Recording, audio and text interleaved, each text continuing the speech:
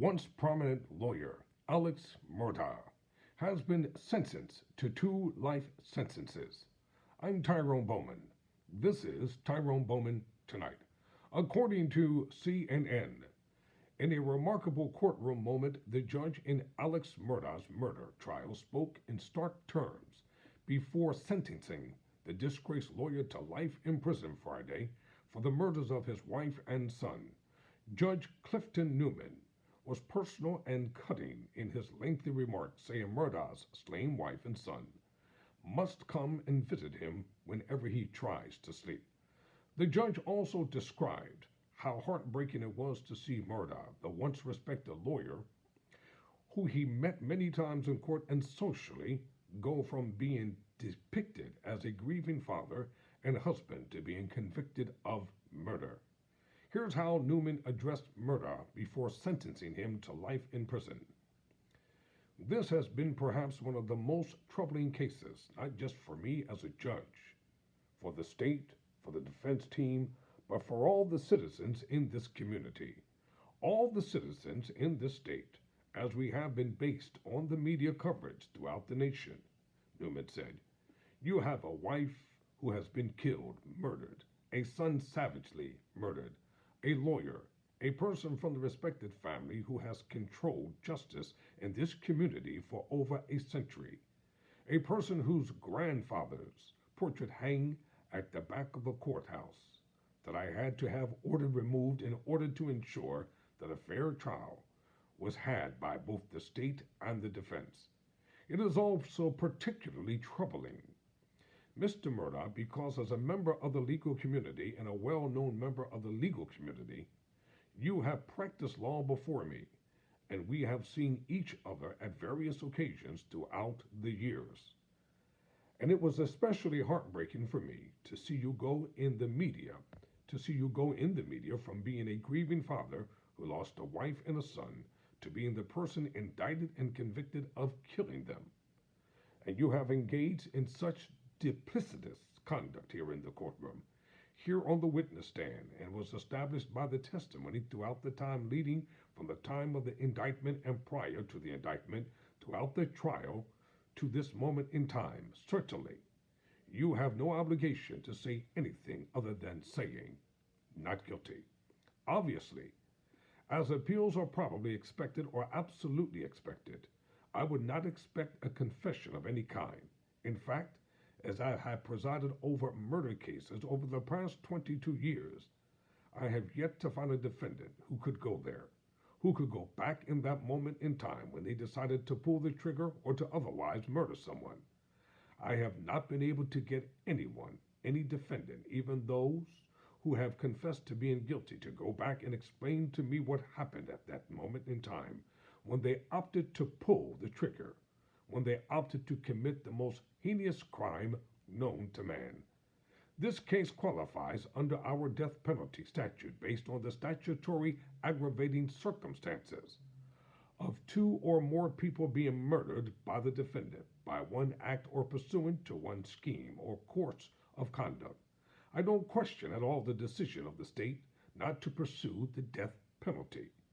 But as I sit here in this courtroom and look around at the many portraits of judges and other court officials and reflect on the fact that over the past century, your family, including you, have been prosecuting people here in this courtroom, and many have received the death penalty, probably for lesser conduct. Remind me of the expression you gave on the witness stand. Oh, what tangled web we weave. What did you mean by that? I mean, when I lied, I continued to lie, Murdaugh replied. And the question is, when will it end? When will it end? And it has ended already for the jury because they've concluded that you continue to lie and lied throughout your testimony. And perhaps, with all the throng of people here, they for the most part all believe, or 80, 90, or 99 believe, that you continue to lie now when your statement of denial to the court. We conducted a pretrial hearing in which you claimed to have been someplace else at the time the crime was committed. That after all of the witnesses placed you at the scene of the crime, at the last minute or days you switched courses and admitted to being there.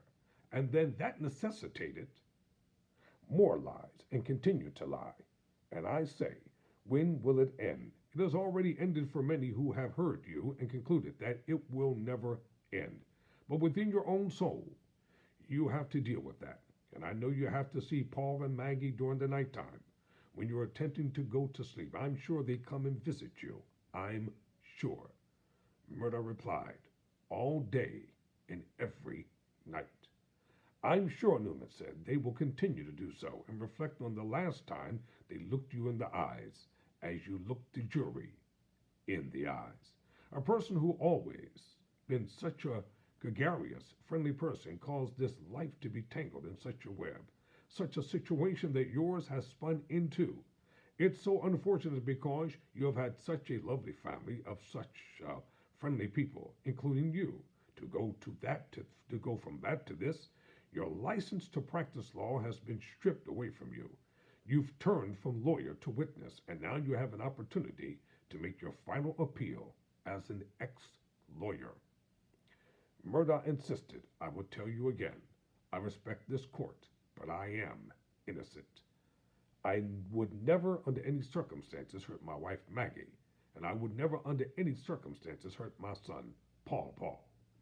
And it might not have been you, Newman replied. It might have been the monster you became when you take 15, 20, 30, 40, 50, 60 opioid pills, and maybe you become another person. I have seen that before. The person standing before me was not the person who committed the crime, though it is the same individual. We'll leave that at that.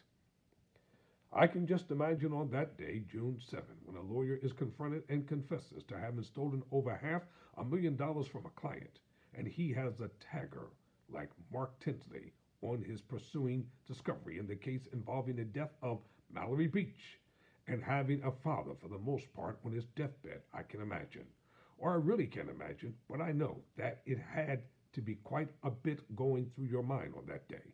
What? Amazingly, to have you come and testify that it was just another ordinary day, that my wife and son, and I were out just enjoying life. It is not credible. It is not believable.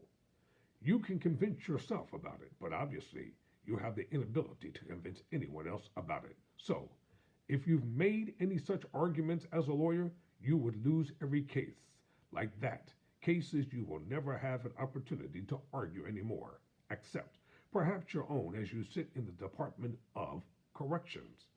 Anything further, the judge asked. No, sir, Murdaugh's lawyer replied. Mr. Murdaugh, I sentence you to the State Department of Corrections on each of the murder indictments. In the murder of your wife, Maggie Murdaugh. James Lowe. I sentence you for the term of the rest of your natural life. For the murder of Paul Murdaugh, whom you probably love so much, I sentence you to prison for murdering him for the rest of your life. Excuse me. Give me a moment to get back to the feed. Mr. Murdaugh, I sentence you to the State Department of Corrections on each of the murder indictments. In the murder of your wife, Maggie Murdaugh, I sentence you for the term of the rest of your natural life. For the murder of Paul Murdaugh, whom you probably love so much, I sentence you to prison for murdering him for the rest of your natural life. Those sentences will run consecutive.